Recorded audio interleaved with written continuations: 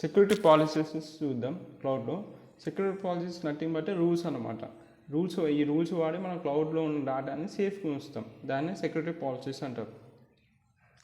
అర్థమైనగా security policies are nothing but rules. This rules we keep our data in cloud safe అంతే.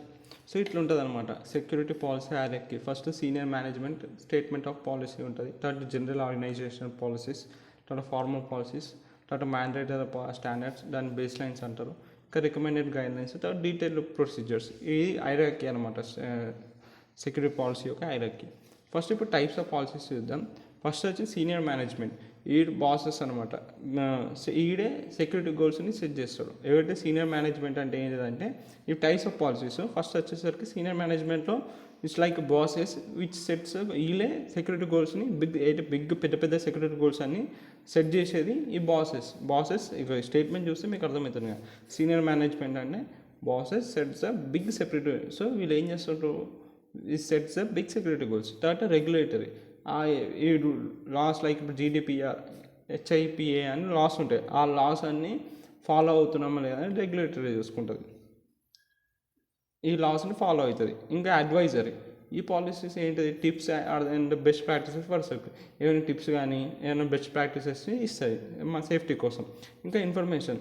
ఇదేంటి, general guidelines without strict. ఇది general guidelines ఇస్తుంది. Information అంటే general guidelines అనమాట, strict rules లేకుండా. అసలు పాలసీని ఎట్లా ఇంప్లిమెంట్ చేస్తారు security policy? Steps to implement. First ఒక పాలసీని క్రియేట్ చేస్తారు. Base them on your needs and laws. మనం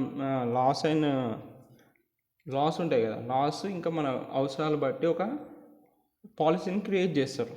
మన బేస్డ్ ఆన్ మన నీడ్స్ అండ్ లాస్ పరంగానే దాన్ని బేస్ చేసుకొని ఒక పాలసీ క్రియేట్ చేస్తారు. ఆ పాలసీని షేర్ చేస్తారు ఎవ్రీవన్కి, ప్రతి ఒక్కరికి చెప్తారు. ఎంప్లాయీస్కి, మన కస్టమర్స్కి ఆ రూల్స్ గురించి అందరికీ చెప్పేస్తారు. తర్వాత ఎన్ఫోర్స్ పాలసీస్. ఫస్ట్ ఏమైనా పాలసీస్ క్రియేట్ చేస్తున్నాను, తర్వాత పాలసీస్ని షేర్ చేస్తున్నాను, అందరికి చెప్తున్నా పాలసీ క్రియేట్ చేసుకున్న పాలసీస్ బేస్డ్ ఆన్ నీ నీడ్స్ లాస్ పరంగా. ఫస్ట్ ఒక పాలసీ క్రియేట్ అయింది.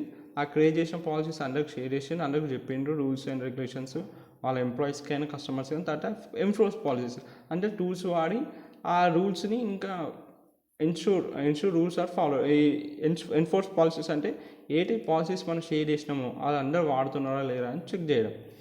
గూగుల్ పాలసీస్ ఉంటాయి ఇప్పుడు, అట్లా అనమాట. అవి రివ్యూ చేస్తూ ఉంటుంది, మన ఫాలో అవుతున్నాం లేదా, దాన్ని ఎన్ఫోర్స్ పాలసీ అంటారు. తర్వాత review policies. Update them as straight changes. ఏమైనా థ్రెట్స్ వచ్చినాకో, ఏదైనా అటాక్స్ జరిగినాకో ఆ పాలసీస్ని అప్డేట్ చేయాలి, అట్లా అనమాట. ఇంకోటి ఇన్సిడెంట్ రెస్పాన్స్ టీమ్ అని ఉంటుంది, CSIRT నచ్చు షార్ట్ ఫామ్లో. ఇది ఏం చేస్తుంది, సెక్యూరిటీ ప్రాబ్లమ్స్ని హ్యాండిల్ చేస్తుంది. దీని టాస్క్ ఏంటంటే ఇష్యూస్ని డిటెక్ట్ చేసి దాన్ని ఫాస్ట్గా రెస్పాండ్ అవ్వాలి. ఇష్యూ వచ్చినందుకు ఏంటి కాసెస్ ఏంటిది, ఆ కాసెస్ని ఇన్వెస్టిగేట్ చేసి ఆ మిస్టేక్స్ నేర్చుకోవాలి. మిస్టేక్స్ నుంచి నేర్చుకొని ఇంకా మళ్ళీ ఆ సెక్యూరిటీ ప్రాబ్లం రాకుండా డిఫైన్ చేయాలి. ఇది ఎట్లా అంటే ఇన్సిడెంట్ రెస్పాన్స్ టీమ్ అలాంటిది ఒక ఫైర్ ఫైటర్స్ ఉన్నారు. ఇప్పుడు ఎక్కడైనా ఫైర్ తెలుసు కదా, ఇక్కడ మన బిల్డింగ్ కాలిపోతే ఫైర్ వాళ్ళకి కాల్ చేస్తాం. ఫైర్ వాళ్ళు వచ్చి ఆ మంటలు ఆర్పుతారు. తర్వాత నెక్స్ట్ టైం ఆ మంటలు రాకుండా ఏం చేయాలో చెప్తారు. అట్లనే ఇప్పుడు ఇన్సిడెంట్ రెస్పాన్స్ టీమ్ కూడా అట్లనే ఆ సెక్యూరిటీ ప్రాబ్లమ్స్ ఏమైనా వచ్చినాకో వాటిని అంటే హ్యాండిల్ చేసుకునేది ఇన్సిడెంట్ రెస్పాన్స్ టీమ్. సో ఏదైనా ఇష్యూ వచ్చినా ఫస్ట్ దాన్ని డిటెక్ట్ చేస్తుంది, తర్వాత దానికి చాలా ఫాస్ట్గా రెస్పాండ్ అవుతుంది. అసలు ఇష్యూ ఎందుకు వచ్చింది, ఆ సెక్యూరిటీ ప్రాబ్లం ఎందుకు వచ్చినా ఆ కాసెస్ ఇన్వెస్టిగేట్ చేసి దీని ద్వారా వచ్చింది. సో ఈ ప్యాచెస్ని అప్డేట్ చేయాలి, రెగ్యులర్ అప్డేట్ చేయాలి, లోపర్స్ని కవర్ చేయాలి. సో ఆ మిస్టేక్స్ నుంచి నేర్చుకుంటుంది. సో ఇదే ఇన్సిడెంట్ రెస్పాన్స్ టీమ్.